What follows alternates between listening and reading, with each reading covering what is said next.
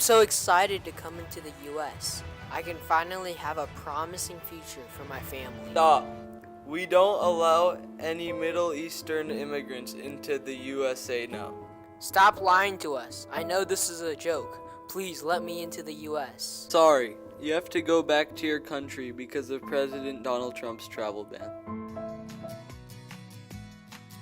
In the Supreme Court case Trump v. Hawaii, President Trump wanted to pass a proclamation that banned nationals from 7 countries. The majority of the Supreme Court found that the proclamation didn't favor or disfavor one religion.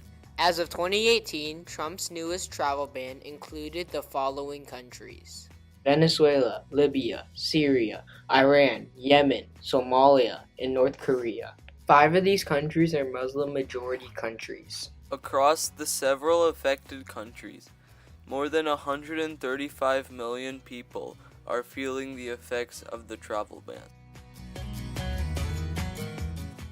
President Donald Trump has restricted these countries because of terrorist activities, poor cooperation with U.S. officials, and technical hurdles to properly document their own travelers.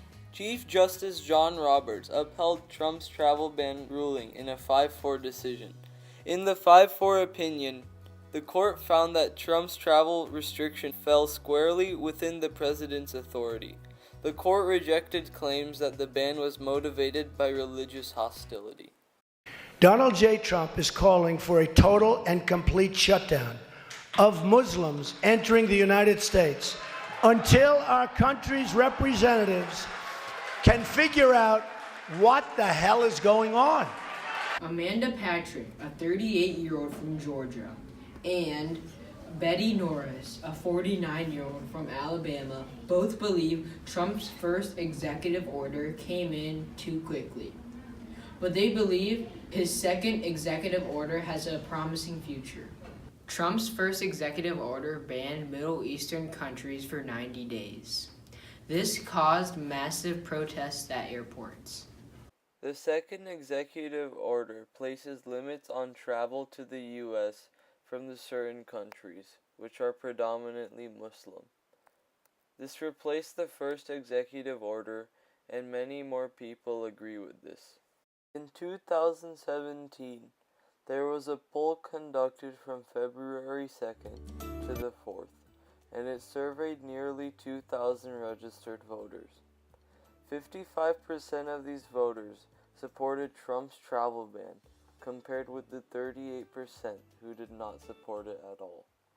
Eric Johnson, a 53-year-old man from Georgia, said, "Let's help those people who feel they're suffering from the actions of ISIS and in Syria, and let's try to support them.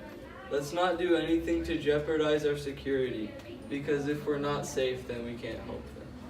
In 1965, Congress ruled to pass the Immigration and Naturalization Act of 1965, which says that people should not experience discrimination on account of their race, sex, nationality, place of birth, or place of residence. So Muslims actually are being targeted for a reason because of ignorance. People don't have the right information, and therefore and I put blame on the Muslims also. They are the ones who should be representing their religion and their faith better, in a positive way. 9/11 was the most devastating terrorist attack the U.S. has ever felt, and it was one of the biggest contributors to Trump's newest travel ban. After 9/11, Muslims faced many more people discriminating them. The hijackers consisted of 19 people. 15 of them were from Saudi Arabia, 2 of them were from the UAE, and 2 of them were from Egypt and Lebanon. Many sources claim the reason Saudi Arabia is not on Trump's newest travel ban is because of Saudi Arabia's massive oil and gun exports. Although 9/11 had a major influence of restricting countries from the Middle East from entering the U.S., after the mass shooting event in San Bernardino, President Trump had suggested the travel ban. America, the land of the free, the land of immigrants, is now closing its doors to more than 135 million Middle Eastern immigrants. Without having the Middle Eastern immigrants here, they would not contribute to our country. It doesn't matter what skin color you are or what culture you come from. Everyone is equal. That's the idea that our Americans need to take towards the Middle Eastern immigrants.